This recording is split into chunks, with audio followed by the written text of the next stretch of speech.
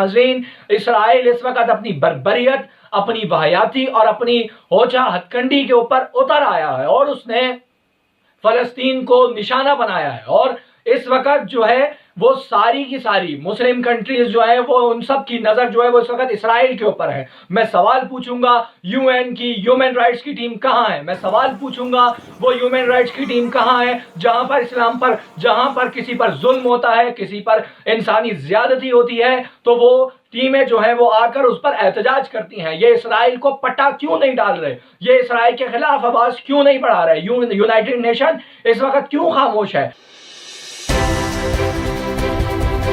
बिस्मिल्लाहिर्रहमानिर्रहीम। मैं हूं आपका होस्ट हम्माद हैदर। अपने चैनल पे आपको वेलकम करूंगा। अभी गुज़िश्ता दिनों जो गजा पर हमला हुआ और जो हालात इस वक्त फलस्तीन के नासाज हैं, मैं बात करूंगा इसराइल की उस बर्बरियत के बारे में, मैं बात करूंगा इसराइल के उस जबर के बारे में, मैं बात करूंगा इसराइल के उस जुर्म के बारे में, मैं बात करूंगा इसराइल के उस जबर के बारे में, उस जुल्म के बारे में, उस ज्यादती के बारे में जो इसराइल इस वक्त फलस्तीन के साथ कर रहा है। पे दर पे जनाजे उठ रहे हैं। जी हां नाज़रीन, 200 से जाहिद जनाजे इस वक्त फलस्तीन के अंदर उठ चुके हैं। इसराइल की जानिब से जो जेट्स होते हैं नाज़रीन, जेट्स के मिसाइल मारे जा रहे हैं जो अमूमन जंगों में इस्तेमाल किए जाते हैं। शायद इसराइल के ऊपर आलमी प्रेशर है जिसकी वजह से वो बौखलाहट का शिकार हो गया है और उसने सारी हदें पार कर दी हैं। फलस्तीन जो है वो ऐसा एरिया है, वहां पर कहीं छुपने की जगह नहीं है, वहां बड़ी बड़ी बिल्डिंगें हैं, वहां कोई खुला मैदान नहीं है जहां पर लोग अपनी हिफाजत कर सकें, लोग खुद को बचा सकें। मैं एक और वीडियो देख रहा था जो वायरल हो गई, वो नाज़रीन वो ऐसी वीडियो थी कि जो इसराइल ने अपने जेट से जो मिसाइल फेंका वो वहां पर फ्यूज हो गया, वो जो मिसाइल था उसका वो चला नहीं, वो वहां पर फुस हो गया और वो शख्स जो है वो वहां से निकलता है और उसकी जान बच जाती है। नाज़रीन, इसराइल इस वक्त अपनी बर्बरियत, अपनी वाहियाती और अपनी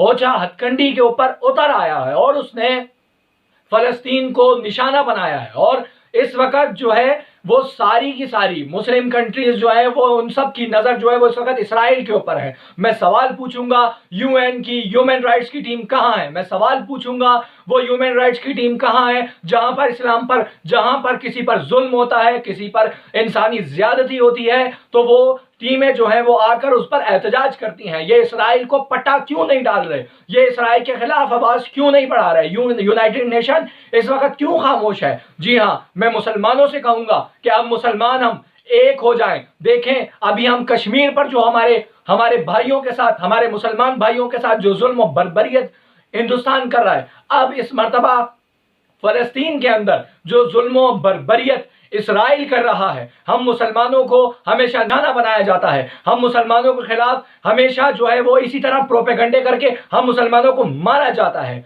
नाज़रीन, ये कहां का इंसाफ है? अब हमें उठ खड़ा होना पड़ेगा, अब हमें इनके खिलाफ आवाज उठानी पड़ेगी, अब हमें इसराइल की फेंटी चढ़ानी पड़ेगी। और नाज़रीन, लबनान के अंदर, लबनान में गुज़िश्ता रात 2 या 3 बजे के टाइम लबनान ने 5 रॉकेट जो है वो इसराइल की तरफ रवाना किए हैं और इसराइल पर मिसाइल मारे हैं।